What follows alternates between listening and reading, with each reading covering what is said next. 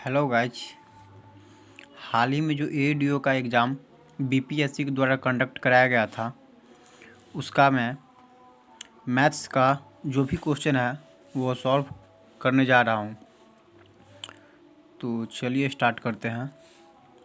First question, वह सबसे छोटी संख्या ज्ञात कीजिए जिसे जब 12, 18 और 24 से भाग देने पर प्रत्येक बार 5 शेषफल प्राप्त होता है। तो इसमें कुछ नहीं करना है, बहुत ही आसान क्वेश्चन है। जो भी दिया गया है ना, जिसे मतलब इतना से भाग देने पर प्रत्येक बार 5 शेषफल, तो क्या करेंगे, सबका पहले एलसीएम निकाल लेंगे। ठीक है, तो 12, 18, 24 का एलसीएम निकाल लिए। 72 मेरा एलसीएम है। क्या बोल रहा, कितना से भाग देने पर प्रत्येक बार 5, क्या बोल रहा, प्रत्येक बार 5 शेषफल बचता है। जो भी बोल रहा है शेषफल बचता है ना, उसको क्या करेंगे, जितना भी एलसीएम उसमें ऐड कर देंगे। तो 72 में 5 ऐड कर दिए, फाइनली मेरा 77 आंसर हो गया। ये बहुत ही आसान क्वेश्चन है। चलिए नेक्स्ट क्वेश्चन, एज से रिलेटेड क्वेश्चन है।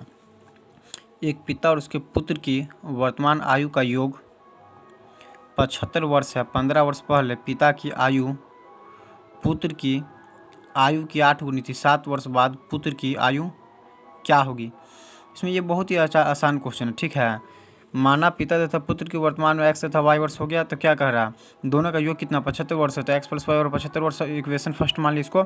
क्या बोला, 15 वर्ष पहले, जब पहले बोलेगा ना, तो उसमें क्या हम लोग करते हैं, सब्ट्रैक्शन करते हैं, मतलब माइनस कर देते हैं। एक्स माइनस 15 बराबर वाई माइनस 15। क्या बोल रहा है, 15 वर्ष पहले पिता की आयु पुत्र की आयु के 8 गुनी, तो पुत्र की आयु को 8 गुनी कर दिए, वाई माइनस 15 बराबर को 8 गुना कर दिए ना वहाँ पे, तो वो 8 गुना हो गया। तो फाइनली यहाँ पे कैलकुलेशन करने के बाद y का वैल्यू 20 आया। ठीक है, वो जो मैंने y को पुत्र की आयु एज्यूम किया था, तो 7 वर्ष बाद पुत्र की आयु क्या हो गया, 27 हो गया, वो आंसर हो गया। ठीक, अब फिर नेक्स्ट क्वेश्चन है, 9 क्रमागत प्राकृतिक संख्याओं का योग 2088 है। इन संख्याओं में से अभाज्य संख्याओं का औसत क्या होगा। तो माध्य जब ही जैसे ही मतलब यो दिया है ना, क्या बोल रहा है, 9 क्रमागत प्राकृतिक संख्याओं का योग 2088 हो, तो उसको 9 से डिवाइड कर देंगे, माध्य निकल जाएगा। ठीक है, माध्य कभी भी बीच वाला होता था। 232 इसमें बीच वाला माध्य हो गया, सब 9 क्रमागत संख्या हो गया। अब बीच वाला माध्य होगा जो अभाज्य संख्या क्या होता है, वह संख्या जो खुद या 1 से विभाजित हो, तो वो संख्या इसमें से मतलब ये क्या बोल रहे हैं, छाँट के पूरा सबको ऐड करके उतना से भाग दे देंगे, इसका आंसर निकल जाएगा। नेक्स्ट क्वेश्चन है प्रॉफिट एंड लॉस से। एक व्यापारी एक कमीज का मूल्य 2000 रुपया रखता है और ख़रीदार को 10% की छूट देता है। छूट देने के बावजूद उसे 20% का लाभ होता है, तो कमीज का क्रय क्या होगा। तो इसको मैं ट्रिक से बनाऊंगा। ठीक है, एम पी बटा C P is equal to क्या होता है, 100 plus profit percentage by 100 minus discount percentage. तो एम पी बटा सी पी बराबर 100 प्लस 20 बटा 100 माइनस 10 हो गया। तो एम पी बटा सी पी बराबर क्या हो गया, 120 बटा 90 हो गया। तो फिर एम पी बटा सी पी बराबर मतलब पूरा को काट के 4 बटा 3 हो गया। तो एम पी कितना दिया हुआ वहाँ पर, 2000 रुपया दिया हुआ। तो एम पी की जगह 2000 रख दिए, फिर सी पी, और C P is equal to काट कूट के 1500 हो गया। वही हो गया मेरा कमीज का कॉस्ट प्राइस। ठीक, इसका भी आंसर हो गया। नेक्स्ट क्वेश्चन, एक कक्षा में 3 विषय अंग्रेजी, विज्ञान और गणित पढ़ाया जाता है। ज्ञातव्य है कि 25% छात्र गणित, 60% छात्र अंग्रेजी और 45% छात्र विज्ञान पसंद करते हैं। यदि प्रत्येक छात्र केवल एक विषय पसंद करता है, तो कक्षा में छात्रों की कुल संख्या ज्ञात कीजिए। इस क्वेश्चन को कैसे बनाएंगे, क्या कुछ भी जैसी परसेंटेज का जो भी क्वेश्चन होगा ना, सबसे पहले उसमें 100 मतलब एज्यूम करना होता है। ठीक, तो टोटल कुल मिला के कभी भी 100 इसमें होता है, तो इसमें क्या है, 60% छात्र क्या करता है, अंग्रेजी पसंद करता है। ठीक है, और 25% छात्र गणित। तो 60 और 25 कितना हो गया, 85। कुछ भी होता है टोटल 100 होता है, उसमें 15 का मतलब कम ही होता है। 15% छात्र क्या करेगा, यहाँ पे 15% छात्र क्या करेगा, गणित ये क्या बोल रहा है, विज्ञान पसंद करेगा। विज्ञान का परसेंटेज दिया हुआ, छात्र विज्ञान पसंद करता है यदि, और 45% छात्र विज्ञान पसंद करता है, और 45 छात्र विज्ञान पसंद करता है। तो 15% बराबर 45 कर देंगे, उसको काट देंगे, तो 1% का वैल्यू 3 हो गया। 100% कुछ भी 100% का वैल्यू 300, तो कुल संख्या हो गया क्या, कक्षा में छात्रों की कुल संख्या हो गया 300। इसका भी आंसर आ गया। नेक्स्ट, ये CI का क्वेश्चन है, कंपाउंड इंटरेस्ट का, बहुत ही अच्छा क्वेश्चन है। एक व्यक्ति ने अपनी आधी पूंजी 10% साधारण ब्याज पर और आधी पूंजी 10% चक्रवृद्धि ब्याज पर वार्षिक रूप से संयोजित वार्षिक रूप से संयोजित मतलब ये एनुअली ब्याज है पर 2 वर्ष के लिए निवेश की, मतलब इन्वेस्ट की। यदि अर्जित कुल ब्याज 4100 रुपया है तो उसकी कुल पूंजी क्या थी। एक व्यक्ति क्या बोला, अपनी आधी पूंजी, तो इसमें क्या करेंगे, मतलब कुछ पूंजी एज्यूम कर लेंगे, माना कुल पूंजी 200 रुपया, ठीक। इसमें हाफ हाफ कर देंगे, 100 के 100 हाफ इधर हो गया, 100 हाफ इधर हो गया, ठीक। तो 100 का आधा, मतलब 200 का आधा, 200 का आधा 100 हुआ तो आधा आधा आधा कर दिया। तो टाइम कितना दिया, 2 वर्ष दिया हो, तो ऐसे पहले निकाल देंगे, ऐसा is equal to P into R into T by 100। तो ऐसा निकाल लिया, 100 प्लस 100 P है तो 100 प्लस 10 गुने 2 बटा 100 बराबर 20 आ गया। तो ऐसा मेरा कितना आ गया, 20 आ गया, ठीक। और ये अमाउंट निकालेंगे, मतलब टोटल अमाउंट निकालेंगे, ठीक है। ए तो ए का फॉर्मूला क्या होता है, P into 1 plus R by 100 power to the N। तो ए इसमें ए कितना, ए P कितना दिया हुआ, मतलब प्रिंसिपल 100 दिया हुआ, तो ए मेरा टोटल निकल गया 121। ए अमाउंट का फॉर्मूला होता है, मतलब अमाउंट का फॉर्मूला होता है P प्लस CI। तो CI यहाँ से निकाल देंगे, CI बराबर करेंगे तो ए माइनस P हो जाएगा। तो CI मेरा निकल गया 121 माइनस 121 आ गया, CI 21 आ गया। ऐसा कितना दिया, 20। तो दोनों टोटल ब्याज कितना है, कितना 4100। तो दोनों को ऐड करके 20 या प्लस 21 बराबर 4100 दिया हुआ। तो 41 बराबर 4100 हो गया। एक का वैल्यू कितना आ गया, 100 आ गया। तो टोटल पूंजी कितना, 200। तो 200 बराबर 200 गुने 100 हो गया, टोटल हो जाएगा 20,000। टोटल पूंजी हो जाएगा 20,000। फाइनली आंसर 20,000 इसका है। बहुत ही अच्छा क्वेश्चन है। अब फिर एक अलजेब्रा का क्वेश्चन है। यदि A प्लस बी बराबर 13 और AQ प्लस BQ बराबर 559 है तो A² प्लस B² का मान ज्ञात कीजिए। इसमें कुछ नहीं है, AQ प्लस BQ का फॉर्मूला होता है A plus B into A² minus AB plus B² बराबर 559 है। A प्लस बी का वैल्यू 13 दिया हुआ, 13 into A² minus AB plus B² 559 और 13 से काट दिया 43, इधर 43 हो गया। तो A² minus AB plus B² बराबर 43। तो A² plus B² minus AB बराबर 43 हो गया। A² प्लस B² का फॉर्मूला होता है A प्लस बी का होल स्क्वायर माइनस 2AB। तो ये कर दे माइनस 2AB, माइनस AB पहले से था तो माइनस AB बराबर 43। तो AB का वैल्यू निकल गया 42। अब निकालना हमको, फाइनली क्वेश्चन में क्या दिया हुआ, A² प्लस B² का वैल्यू निकालना। तो A² प्लस B² का फॉर्मूला क्या होता है, A प्लस बी का whole square minus 2AB। Finally 85 answer आ गया। नेक्स्ट, 3 क्रमागत विषम संख्याओं का औसत 43 है। इनमें से सबसे छोटी और सबसे बड़ी संख्या का औसत क्या। मस्त क्वेश्चन है, एकदम बढ़िया क्वेश्चन है। 3 क्रमागत विषम संख्या, 3 क्रमागत विषम संख्या, तीन क्रमागत विषम औसत कितना, 43। तो औसत कभी भी होता है ना, वो बीच वाला, तो 43 ले लिया। अब 43 ले लिए, इधर हो गया, ठीक है 43। इसके बाद 41 इधर ले लिया।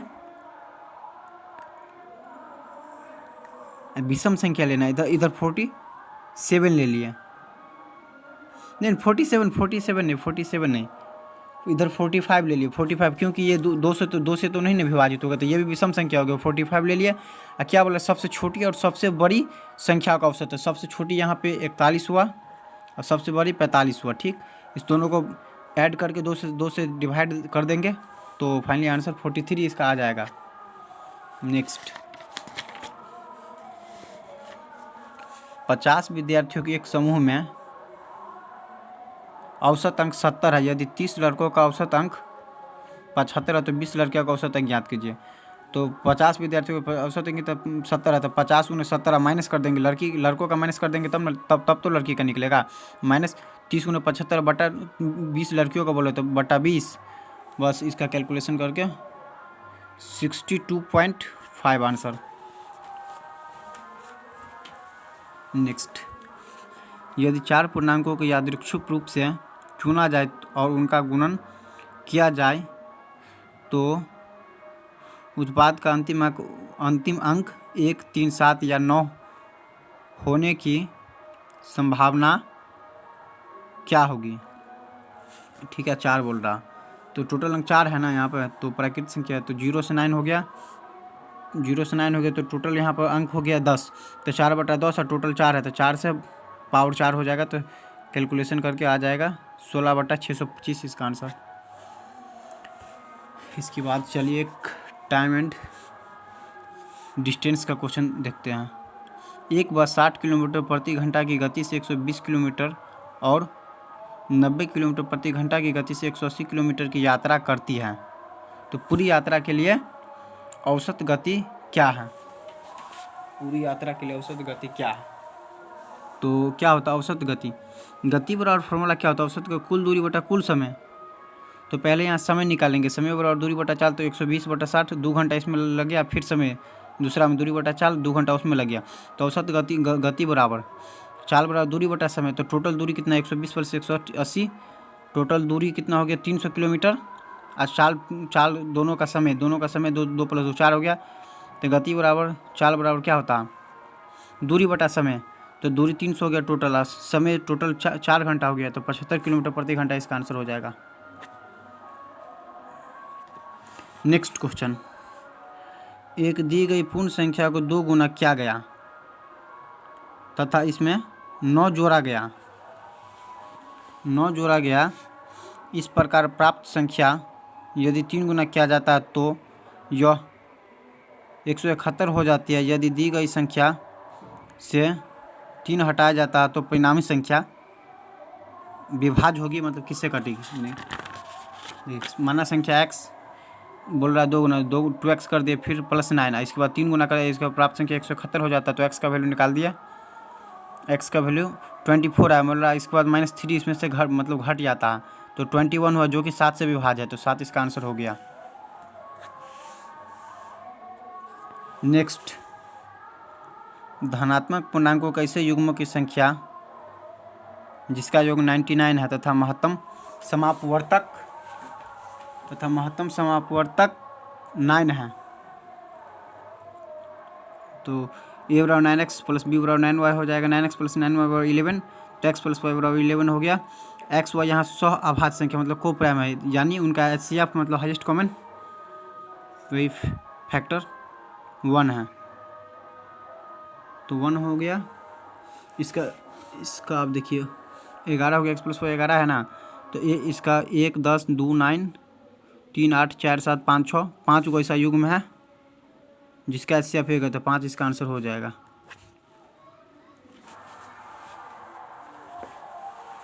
नेक्स्ट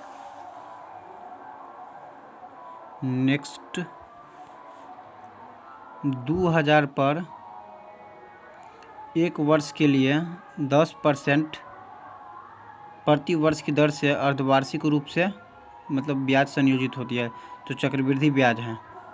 तो पहले चक्रवृद्धि ब्याज निकालने के लिए ना टोटल अमाउंट निकाल लेंगे हम, ठीक है। टोटल तो P बराबर प्रिंसिपल कितना दिया 2000 दिया हुआ, R बराबर जैसे ही अर्धवार्षिक रूप से ब्याज होगा ना, मतलब अर्धवार्षिक रूप से ब्याज होगा तो रेट में क्या होगा 2 से डिवाइड हो जाएगा, तो R बराबर के 10/2 5% निकल गया, चूँकि ब्याज अर्धवार्षिक है, चूँकि ब्याज अर्धवार्षिक है, तो टाइम में 2 से गुना हो जाएगा। टाइम बोल रहा है 1 वर्ष के लिए, तो 1 × 2 हो जाएगा, 2 वर्ष हो जाएगा।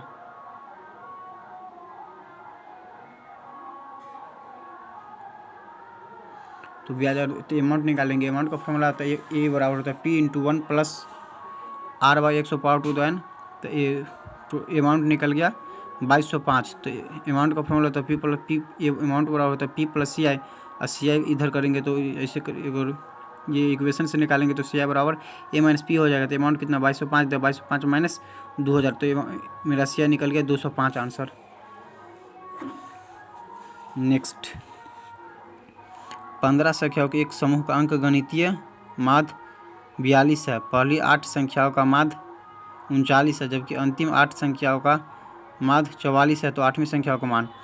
तो 15 संख्याओं के एक समूह का अंक गणितीय माध्य 42 है, तो 42 × 15 = 630, फिर 39 × 8 बराबर 312, 8 × 44 बराबर 352, तो 8 बोल रहा है, तो 39 × 8 312 + 352 664 हो गया, उसमें से, और 42 × 15 और 630 है, तो तो इधर मतलब 630 इधर हो है 42 में 15 630 664 है, तो 30 का गैप हुआ। 30 का आंसर 30 का सॉरी 34 का गैप हो, 30 का आंसर 34 हो गया। नेक्स्ट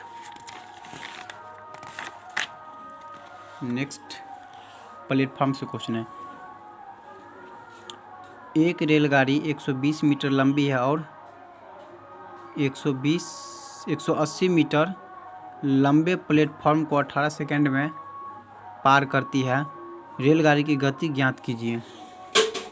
तो चाल बराबर फॉर्मूला होता है चाल बराबर दूरी बटा समय दूरी। तो डिस्टेंस यहाँ पे कितना दिया है, तो डिस्टेंस हो जाएगा 120 मीटर लंबी है और 180 मीटर लंबे प्लेटफॉर्म को पार करती है, 18 सेकंड में पार करती है। तो 120 प्लस 180 हो जाएगा दूरी टोटल। तो 120 प्लस 180 बटा 18 सेकेंड है, तो 300 बटा 18 हुआ। इसको क्या करना, मीटर प्रति सेकंड को किलोमीटर प्रति घंटा में ले जाना है। किलोमीटर प्रति घंटा में ले जाने के लिए 18 बटा 5 से गुना किया जाता है। तो इसका फाइनली आंसर 60 किलोमीटर प्रति घंटा हो जाएगा।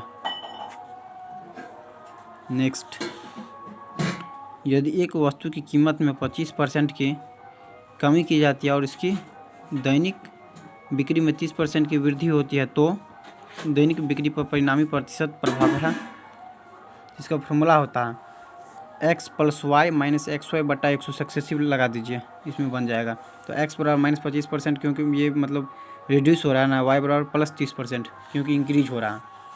तो -25 + 30 -25 29 बटा 100, इसका आंसर -2.5 की कमी होगा इसमें, तो 2.5 हो जाएगा आंसर। नेक्स्ट, यदि 120 सेबों को 3:5 के अनुपात में 2 बक्सों में विभाजित किया जाता है, तो दोनों बक्सों में सेवक संख्या 3:5 के अनुपात में, तो 3 5 8 8 का वैल्यू 120 दिया हुआ, तो 1 का वैल्यू निकल जाएगा कितना, 15 निकल जाएगा। 3 का वैल्यू 45, 5 का वैल्यू 75, तो 45 75 इसका आंसर हो जाएगा।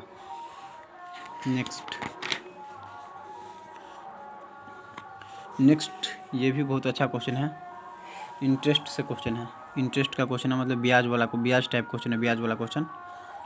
एक निश्चित राशि पर 10% प्रति वर्ष की दर से 1 वर्ष के लिए साधारण ब्याज और चक्रवृद्धि ब्याज, जो कि ब्याज अर्धवार्षिक रूप से संयोजित है, के बीच का अंतर 100 मूल राशि है। तो ब्याज अर्धवार्षिक है तो रेट हाफ हो जाएगा और टाइम 2 गुना हो जाएगा।